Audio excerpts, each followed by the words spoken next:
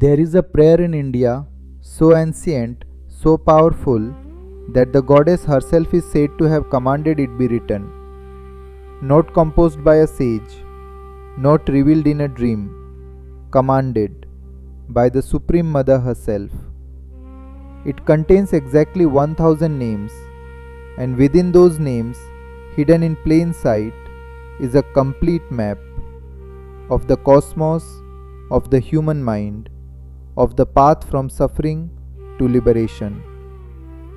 It has been recited every single morning in the great temples of South India for over 1000 years, in Kanchipuram, in Madurai, in Kollur.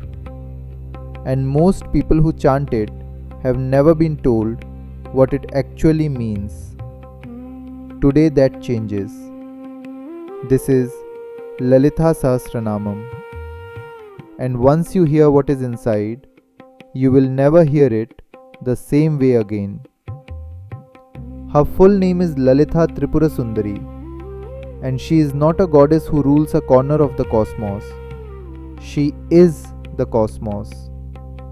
In the Shakta tradition, one of the oldest streams of Hindu worship, she is the source from which everything pours.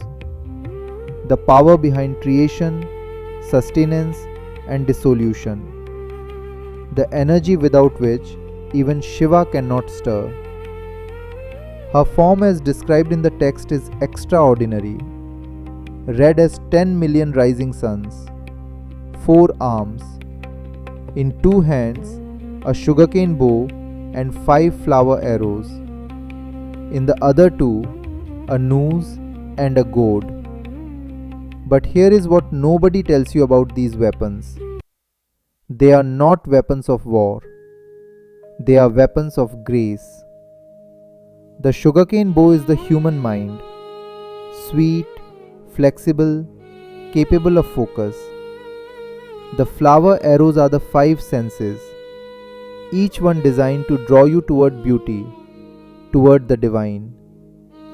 The noose catches what needs to be caught: ego, fear, the illusion of separation. And the goad, that gentle prod that moves you forward when you have stopped. She does not attack, she guides. And she sits on a throne that rests on the chest of Lord Shiva himself, who lies in stillness beneath her. Because without her energy, even the greatest god is just stone. The Lalitha Sahasranamam is not a human composition. According to the Brahmanda Puran, the names were composed by 8 divine beings called Vagdevis, goddesses of sacred sound, on the direct command of Lalitha herself. But how did it reach us? There was a sage named Agastya, the same Agastya who drank the ocean in a single sip, who carried Vedic knowledge from the Himalayas to the southernmost tip of India, revered to this day as the father of the Tamil language. He approached the horse-faced avatar of Vishnu, Hayagrev, the Lord of all knowledge, and asked him one question: is there a prayer that contains the complete essence of the goddess? A prayer that liberates? Hayagrev looked at Agastya and knew he was ready. And so the transmission happened, in a forest, in silence. A prayer that the goddess had given to Hayagrev, now given to Agastya, now given to us. That lineage has never broken, not once in thousands of years. The very first name sets the emotional key for everything that follows. Shri Mata, the sacred mother. Not the mother of a family, the mother of the universe. Every creature that has ever existed, born of her, held by her, eventually returned to her. With just 2 words, the text tells you, you are not approaching a distant god, you are coming home. But then, the second name shifts the register completely. Shri Maharajni, the great queen. She is not just your mother. She rules the totality. Every particle of matter, every wave of energy, every thought arising in any mind, in any dimension of existence. Right now, as you hear this, she is running all of it. And then, the third name stops you completely. Chidagni Kunda Sambhut. This name says, she was born from the fire of pure consciousness itself. Think about what that means. Most gods in most traditions are created. Brahma creates, Vishnu preserves. But she erupts from consciousness the way fire erupts from a flame. She is not a creation of awareness. She is the creative power of awareness taking form. Now the text gives her her most beloved name, Lalitha. She who plays, she who is effortless. And packed inside this single word is perhaps the most radical idea in all of Indian philosophy. If the goddess plays, then creation is her play. Your life, with all its beauty, its confusion, its suffering and joy, is her Leela, her game. And the seeker's task is not to escape the game, but to recognize themselves as a player in her play, to stop fighting the rules and start dancing with them. Then Kamakshi, she whose eyes are full of desire, but not worldly desire. Kama here is the deepest longing that exists, the longing of the divine for itself, the force that draws a river to the sea, that pulls every soul through every lifetime back toward its own source. She looks at you with that longing because she is longing for herself in you. And then the name that restructures the entire cosmology, Brahma Janani, Mother of Brahma, the Creator God Himself, her child, along with Vishnu and Shiva, the entire Trinity, born of her.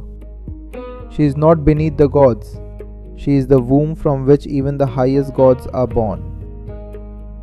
The text has now taken you on a journey from mother to queen, to the fire of consciousness itself, to playfulness, to longing, to the source of all creation. And it is only name number 6. There are 994 more doors, each one deeper than the last. Here is a question.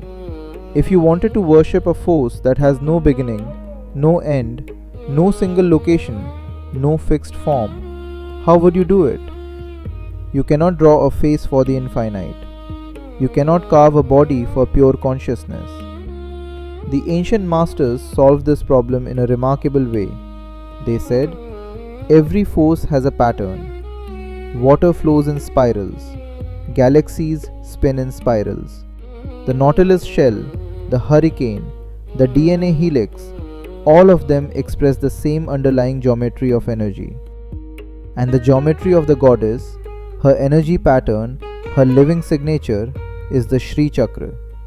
9 interlocking triangles, some pointing upward, representing Shiva, pure consciousness, some pointing downward, representing Shakti, pure energy, interlocking, inseparable, radiating outward from a single central point, the Bindu, which represents the moment just before creation, the silence before the first sound. Now here is the extraordinary thing. The Lalitha Sahasranamam does not just describe the Shri Chakra. The names themselves map onto every single layer of the yantra. Each triangle, each lotus petal, each gate has corresponding names in the text. Reciting the names is worshipping the yantra. Worshipping the yantra is reciting the names. They are the same act, one in sound, one in form. At the end of the text is a section called the Falashruti, the fruits of recitation. And instead of telling you what it promises, let me tell you about a practice that has been documented in temples across South India for centuries. Every morning, before the temple opens its doors to devotees, before the lamps are lit, before the first offering is made, the priests recite the Lalitha Sahasranamam in full. Not because a rule demands it, but because the tradition holds that the sound of these names vibrating in the air consecrates the entire space, that the goddess is called into presence by her own names. And what the Falashruti promises the sincere devotee is exactly this, that she comes. Not in a vision, not in a miracle, but as a gradual, undeniable shift, fear loosening, clarity arriving, the weight of accumulated guilt and anxiety slowly dissolving, as if something inside you is being cleaned by sound. The tradition says the greatest gift is not a wish granted. It is finding, after months of daily recitation, that you are simply less afraid. Traditionally recited on Fridays, the day of the goddess, and across the 9 nights of Navratri, before sunrise, after bathing, with a lit lamp. Red kumkum and red flowers, because red is her color, the color of life, of the rising sun, of sacred power. Many devotees commit to a 48-day practice, a mandala, reciting once daily as a complete offering. You do not need Sanskrit fluency. You do not need a temple. You need only sincerity. The text itself says, even hearing it once with an open heart carries merit. Start there. One name in the Sahasranamam has stayed with me since the first time I heard it. Antarmukha Samaradhya. She who is worshipped by those who turn inward. Not the pilgrim who travels 1,000 miles, not the one who performs the most elaborate ritual, the one who turns inward. In a text of 1,000 names pointing outward to her form, her weapons, her cosmic throne, this one name quietly reverses the arrow and points it back at you. The goddess you are seeking is not in a temple beyond reach. She is in the silence just beneath your thoughts, in the awareness behind your eyes, in the stillness that is there always before a thought arises. Turn inward. She is already there. Om Aim Hreem Shreem Shri Lalitha Tripura Sundari Namaha.